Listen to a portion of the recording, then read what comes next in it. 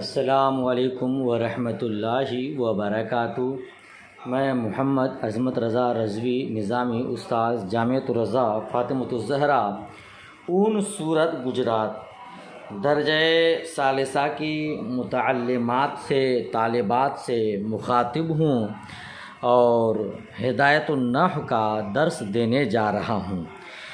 2 دن میں نے لائیو پڑھانے کی کوشش کی مگر اس میں مکمل کامیابی نہیں ملی کہ آواز بارش کے موسم اور نیٹ ورک پرابلم کی وجہ سے صاف کلیئر نہیں آ رہی تھی۔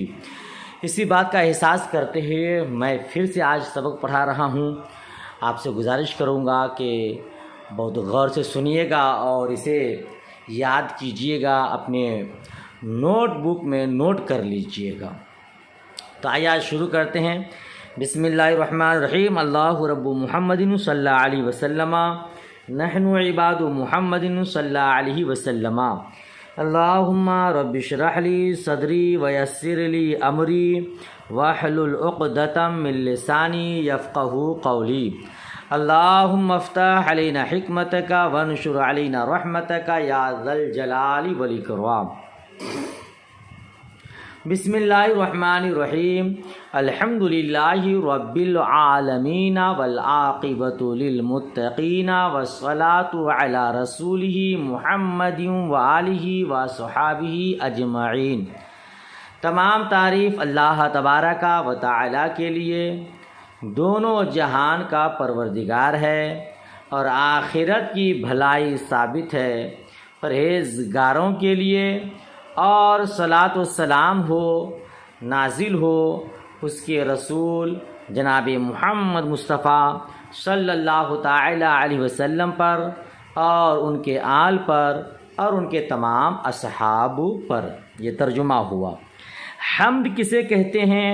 یاد رکھیے گا، حمد هو الثناء باللسان علی جمیل الاختیاری، یعنی زبان سے کسی اختیاری خوبی پر تعریف کرنا، یہ ہے حمد۔ اللہ کسے کہتے ہیں؟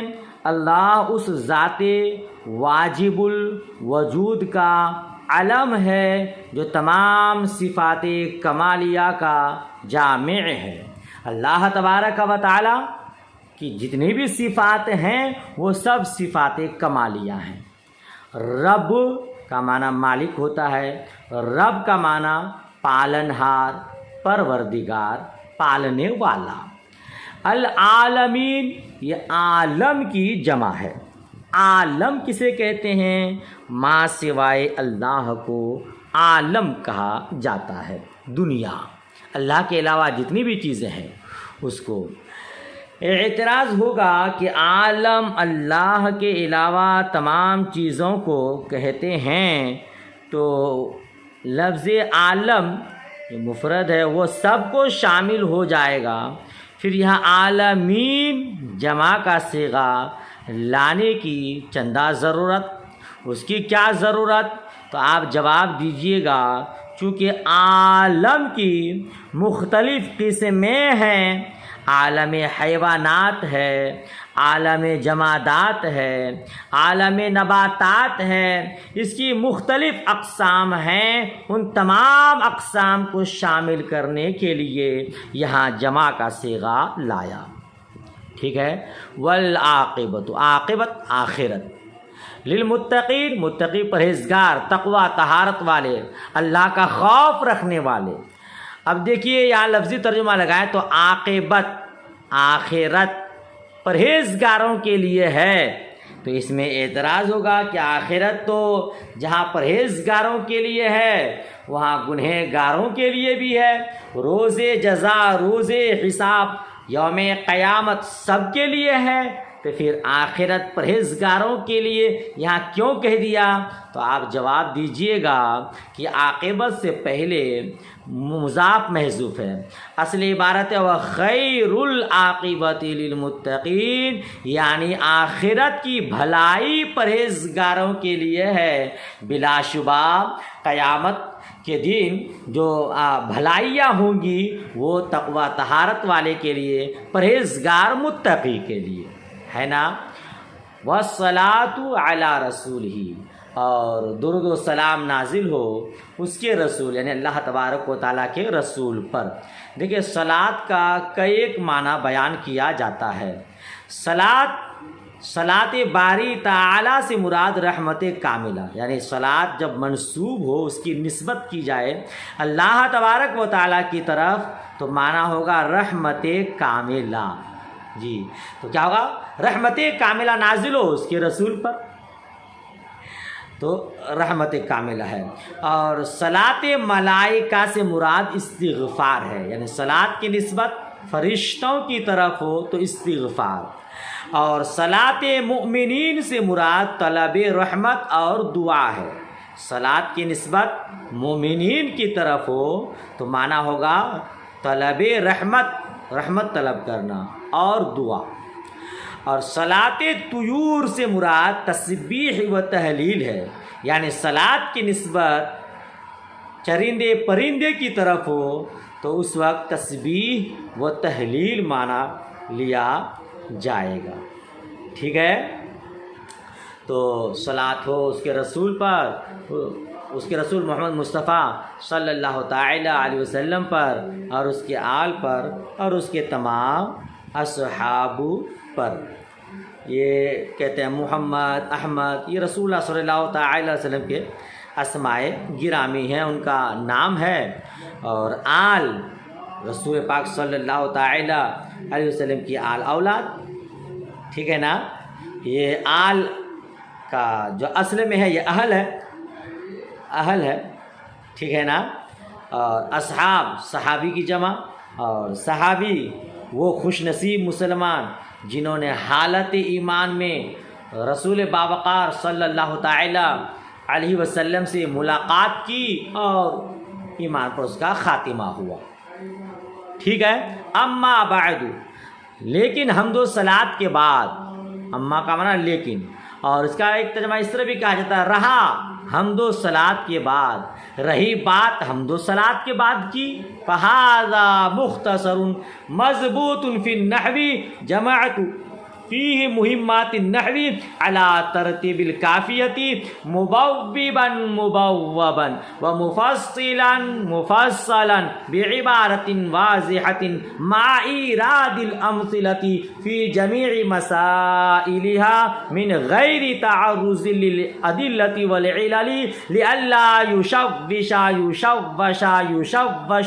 ذہن المبتدی عن فهم المسائل۔ لیکن حمد و صلات کے بعد تو یہ رسالہ ہدایت النو، رسالہ یہ ہدایت النو کتاب مختصر ہے، علم نحو میں مضبوط ہے، علم نحو میں ضبط کی گئی ہے۔ میں نے اس میں جمع کیا نحو کے مقاصد کو کافیہ کی ترتیب پر باب باب کیا ہوا، مبوباً جب مفعول پڑھیں گے باب باب کی ہوئی، مفصلاً فصل فصل کی ہوئی، اور جب مبوباً پڑھیں گے تو باب باب کرنے والی، مفصلاً فصل فصل کرنے والی، واضح عبارت کے ساتھ، مع ایراد الامثلۃ فی جمیع مسائل، اس کے تمام مسائل میں مثالوں کو پیش کرنے کے ساتھ دلائل اور علتوں کے پیش کیے بغیر، تاکہ مبتدی کا ذہن مسائل کے سمجھنے سے پریشان نہ ہو جائے۔ کہتے یہ کتاب جو رسالہ ہدایت النحو کا ہے یہ مختصر ہے، لیکن علم نحو میں بہت مضبوط ہے، اس میں نحو کے مسائل کو ضبط کر لیا گیا ہے۔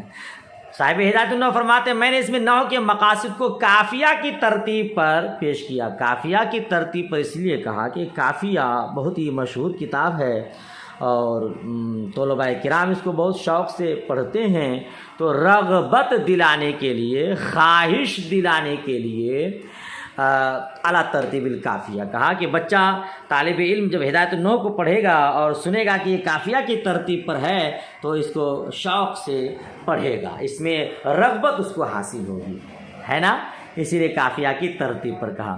اور مبوبن مبوبن مفصلا مفصلا دونوں عبارت کیوں ہے؟ بین السطور آپ دیکھ ہی رہے ہیں، وہاں بے کسر واو حال الضمیر مرفوع متصل، یہ مبوبن جب کسرہ پڑھیں گے تو یہ جماعتوں میں جو تا ضمیر ہے اس ضمیر مرفوع متصل سے حال واقع ہوگا، اور فتح کب ہوگا؟ وہ بھی فتح حال الضمیر مجرور فی، اور فی ہی میں جو ضمیر مجرور ہے جب اس سے حال واقع ہوگا تو مبوبن مفصلا مفتوح پڑھیں گے واضح عبارت کے ساتھ۔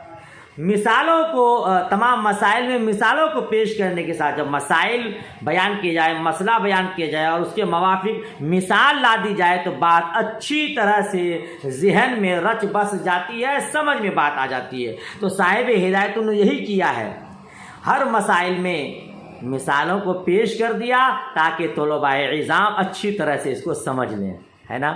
اور آگے کہتے ہیں کہ اس میں ذرا دلیلوں کو اور علتوں کو پیش نہیں کیا گیا ہے، کیونکہ ابھی یہ ابتدائی طالب علم ہیں، اب یہیں اگر ذرا دلائل اور ذرا علتوں کو پیش کر دیا جائے تو آپ کا ذہن جو ہے پریشان ہو جائے گا مسائل کے سمجھنے سے، اسی لیے زیادہ دلائل اور علتوں کو پیش نہیں کیا گیا ہے۔ تھوڑی سی عبارت سمجھیے گا، لِأَلَّا یُشَوِّشَ یُشَوَّشَ، دیکھ رہے ہیں آپ یُشَوَّشُ ذَہَنَ الذَّہْنُ، ایسا کیوں ہے؟ دیکھیے یہ یُشَوِّشُ یُصَرِّفُ کے وزن پر، اس کا مصدر ہے تشویش باب تفعیل سے، ہے نا۔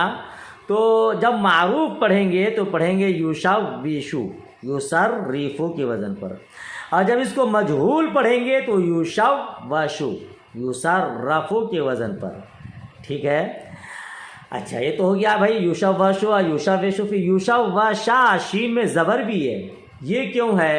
تو یاد رکھیے گا اصل میں یہاں لِأَلَّا اصل میں لِأَن لا تھا، لِأَن لا، ان لن کئی اذن فعل مضارع کو نصب کرتا ہے، یہاں پہ ان ہے، لِأَن لا تھا، پھر یرملون کے قاعدہ سے، یرملون کا قاعدہ آپ نے پڑھا، نون ساکن تنوین کے بعد یرملون میں سے کوئی حرف آئے تو ادغام ہو جائے گا قرأت میں، تو یرملون کے قاعدہ کی وجہ سے یہ ان لا میں ادغام کر دیا، لہذا لِأَلَّا ہو گیا۔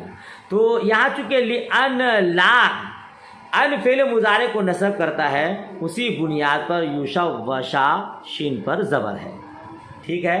اچھا تو یُشَوِّشُ معروف، اب ذہنل کو سمجھیے، یہ مرفوع بھی ہے منصوب بھی ہے، جب یُشَوِّشُ کو معروف پڑھیں گے تو ذہنل کو مفعول پڑھیں گے، لہذا مفعول کی بنا پر منصوب ہوگا، اور یُشَوَّشُ مجہول پڑھیں گے تو ذہنوں کو مرفوع پڑھیں گے، یہ نائب فاعل ہوگا، مفعول ما لم یسمى فاعل ہوگا، نائب فاعل ہوگا، اور وہ مرفوع ہوتا ہے لہذا ذہن المبتدی ہوگا۔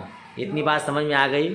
یہ ساری باتیں جو میں نے بیان کیا یہ آپ کے حاشیہ 11 میں یہاں پہ موجود ہے، آپ اس کو بھی دیکھ کر کے یاد کر سکتے ہیں۔ بات ختم ہو گئی، آگے بڑھتے ہیں۔ وَسَمَّيْتُهُ بِهِدَایَةِ النَّحْوِ، اور اس کا نام رکھا جاتا ہے ہدایت النحو، وَسَمَّيْتُهُ میں نے اس کا نام رکھا ہدایت النحو، رجاء ان یہدی اللہ تعالی به طالبین، ورتبته علی مقدمۃ وثلاثۃ اقسام وخاتمۃ بتوفیق الملک العزیز العلام، امید کرتے ہوئے کہ اللہ تبارک و تعالیٰ اس کے ذریعے اس علم کے طلب کرنے والوں کو ہدایت دے، ٹھیک ہے نا۔ اللہ کی ذات سے امید یہ ہے کہ اس کے ذریعے اللہ تبارک و تعالیٰ ہدایت دے گا طالب علم کو، اس لیے نام کیا رکھا ہے ہدایت النحو کی ہدایت، ٹھیک ہے نا۔ اور میں نے اس کو مرتب کیا ایک مقدمہ پر اور 3 اقسام پر اور ایک خاتمہ پر، غالب زیادہ جاننے والے بادشاہ کی توفیق سے، ملک بادشاہ عزیز غالب علام بہت زیادہ جاننے والا بسیار دانش نہیں کہنا پر تو بہت زیادہ جاننے والے غالب بادشاہ کی توفیق سے بلا شبہ جسے اللہ پاک توفیق دے وہی اچھا کام انجام دے سکتا ہے۔ تو صاحب ہدایت النور فرماتے ہیں کہ مجھے اللہ کی ذات پر امید ہے اور اللہ کی ذات ہی سے توفیق کی امید ہے، اسی کی ذات پر بھروسہ کرتے ہوئے میں نے اس کو ایک مقدمہ 3 اقسام اور ایک خاتمہ پر مرتب کیا ہے۔ بات ختم ہو گئی، آگے چلیے۔ عمل مقدمہ، تو ایک مقدمہ ہے، 3 اقسام خاتمہ ہے، تو پہلے مقدمہ بیان کیا جائے گا، پھر 3 اقسام بیان کیے جائیں گے، پھر آخر میں خاتمہ، ہے نا۔ تو عمل مقدمہ تو، لیکن مقدمہ رہی بات مقدمہ کی، ففی المبادی التی یجب تقدیمها لتوقف المسائل علیہا وفیہا فصول ثلاثۃ، تو مقدمہ ان مسائل کے بارے میں ہے، ان مبادی کے بارے میں ہے، ان مواد کے بارے میں ہے جس کو مقدم کرنا ضروری ہے، جن کو مقصود پر مقدم کرنا واجب ہے، ضروری ہے، کیونکہ مسائل کا سمجھنا ان پر موقوف ہے۔ جی، مقدمہ میں ایسے مسائل بیان کیے جاتے ہیں، ایسے مواد بیان کیے جاتے ہیں کہ مسائل سے پہلے ان کو بیان کرنا ضروری ہوتا ہے، ٹھیک ہے، اسی لیے مقدمہ کو پہلا لایا جاتا ہے۔ دیکھیے، یہ مقدمہ مقدمۃ الجیش سے ماخوذ ہے۔ مقدمۃ الجیش لشکر کے اس طبقہ، اس حصہ کو کہا جاتا ہے جو جنگ کے میدان جنگ میں سب سے پہلے جا کر میدان جنگ کا معائنہ کرتے ہیں، پھر لشکروں کو وہاں بلایا جاتا ہے۔ اسی طرح یہ مقدمہ پہلے لایا جاتا ہے تاکہ، اور پھر اس میں ایسے مسائل بیان کیے جائیں گے کہ جس پر دوسرے مسائل کا سمجھنا موقوف ہوگا، اسی لیے پہلے مقدمہ کو بیان کیا جاتا ہے، ٹھیک ہے۔ چلیے آگے بڑھیے، ابھی آپ خود پڑھیں گے کہ اس میں مسائل کیسے بیان کیے گئے۔ وفیہا فصول ثلاثۃ، اور اس میں 3 فصلیں ہیں۔ فصل اول، ھذا فصل اول، یہ پہلا فصل ہے۔ النحو علم باصول يعرف بها احوال اواخر الكلم الثلاث من حيث الاعراب والبناء وكيفية تركيب بعضها مع بعض۔ ٹھیک ہے، ترجمہ سنیے۔ علم نو، ایسے قواعد کا جاننا جس سے تینوں کلمے کی آخری حالات اعراب اور بنا کی حیثیت سے، اعراب اور بنا کے اعتبار سے معلوم ہو، پہچانی جائے، ٹھیک ہے، اور بعض کلمہ کی ترکیب کی کیفیت بعض کے ساتھ۔ یہ علم نحو کی تعریف ہے۔ علم نحو ایسے قواعد کا، ایسے اصول کا جاننا جس سے تینوں کلمہ یعنی اسم فعل حرف تینوں کلمہ کے آخری احوال، آخری حالات اعراب اور بنا کی حیثیت سے، اعراب اور بنا یعنی معرب اور مبنی کے اعتبار سے معلوم ہو، اور بعض کلمہ کی ترکیب کی کیفیت بعض کے ساتھ۔ یہ بعض کلمہ کی ترکیب کی کیفیت بعض کے ساتھ، اس کا کیا مطلب، اس کا کیا معنی، یعنی کس کلمہ کو کس کلمہ کے ساتھ کیسے جوڑیں گے، کلام کیسے بنائیں گے، وہ کیفیت اس علم نحو میں بیان کیے جاتی ہیں۔ جی، مان لیجیے آپ کہیں گے زید نے بکر کو مارا زید نے بکر کو، اس طرح بھی تو اب پہلے فعل لائیں گے کہ پہلے فاعل لائیں گے کہ پہلے مفعول لائیں گے، وہ کیفیت یہاں بیان کی جائے گی۔ جب آپ علم نحو پڑھ لیں گے تو آپ کو سمجھ میں آئے گا پہلے فعل ہوتا ہے، پھر فاعل، پھر مفعول بھی، لہذا آپ عبارت اس طرح پڑھ دیں گے، ضرب زید بکرا، زید نے بکر کو مارا، یہ کیفیت یہاں بیان کی جاتی ہے۔ وہی معنی ہے وہ کیفیت و ترکیبی بعضها مع بعض کا، ٹھیک ہے نا۔ والغرض منہ صیانۃ الذہن عن الخطاء اللفظی فی کلام العربی وموضوعہ الکلمۃ والکلام، اور اس علم نحو کا مقصد، اس کی تدوین کا غرض، اس کی غرض و غایت ذہن کو خطائے لفظی سے کلام عرب میں بچانا، یا اس طرح ترجمہ لگائیے، کلام عرب میں لفظی غلطی سے ذہن کو بچانا۔ آپ علم نحو پڑھ لیں گے تو آپ کا ذہن خطائے لفظی سے محفوظ ہو جائے گا، بچ جائے گا۔ آپ معرب کو کس طرح پڑھا جائے، مبنی کو کس طرح پڑھا جائے، فعل ہے تو کس طرح پڑھا جائے، اس علم نحو سے آپ اس کو سمجھ جائیں گے، پھر آپ کا ذہن اس سے محفوظ ہو جائے گا۔ ٹھیک ہے، وَمَوْضُوعُهُ الْكَلِمَةُ وَالْكَلَامُ، اور اس کا موضوع کلمہ اور کلام ہے۔ موضوع کے اوپر 5 نمبر حاشیہ ہے، اس میں یہ بیان کیا گیا کہ کسی بھی علم کو شروع کرنے سے پہلے طالب علم کو بصیرت حاصل کرنے کے لیے 4 چیز کا جاننا ضروری ہوتا ہے۔ نمبر 1، اس فن کی تعریف، اس علم کی تعریف۔ نمبر 2، اس کا مقصد۔ نمبر 3، موضوع۔ آپ علم کی تعریف نہیں جانیں گے، اس کو پڑھنے سے کیا مقصد حاصل ہوگا، فائدہ حاصل ہوگا، وہ نہیں جانیں گے تو ایک تو کار عبث بیکار چیز کا حاصل کرنا لازم آئے گا۔ اس لیے ان کا بصیرت حاصل کرنے کے لیے سب سے پہلے جاننا ضروری ہے، اور پھر اس کا موضوع، چونکہ ہر فن میں اسی کے عوارض ذاتیہ سے بحث کی جاتی ہے۔ موضوع جس فن میں جس کے عوارض ذاتیہ سے بحث کی جاتی ہے وہ اس فن کا موضوع کہلاتا ہے۔ جیسے منطق میں فن منطق کا موضوع معرف اور حجت ہے نا۔ ڈاکٹر لوگ بدن انسان سے بحث کرتے ہیں تو فن طب کا موضوع بدن انسان ہے۔ تو نحو میں چونکہ کلمہ اور کلام کی عوارض ذاتیہ سے بحث کی جاتی ہے، اسی لیے علم نحو کا موضوع کلمہ اور کلام ہے۔ یہ 3 چیز ہو گئی۔ چوتھی چیز اس کی وجہ تسمیہ۔ علم نحو کو فن نحو علم نحو کیوں کہا جاتا ہے، اس کی وجہ بھی جاننا بصیرت حاصل کرنے کے لیے ایک طالب علم کو نہایت ضروری ہے۔ تو اگر آپ اس کو جاننا چاہتے ہیں تو یہاں حاشیہ نمبر 5 ہی میں آخر طرف بیان کیا گیا ہے، دیکھیے گا تو اشارہ کر دیتا ہوں۔ امیر المؤمنین، روز امیر المؤمنین حضرت علی ابن ابی طالب کرم اللہ وجہہ بابی الاسود دوئلی کہ از کبار تابعین از خطاب نمودہ فرمود کہ قواعد زبان را تدوین کنی۔ ابو الاسود عرض کر چه گنا؟ فرمود ہر کلام یا اسم است یا فعل یا حرف۔ ابو الاسود عرض کرد نحوی کے از زبان مبارک ارشاد شدہ تدوین می کنم وہ ازیں جاست۔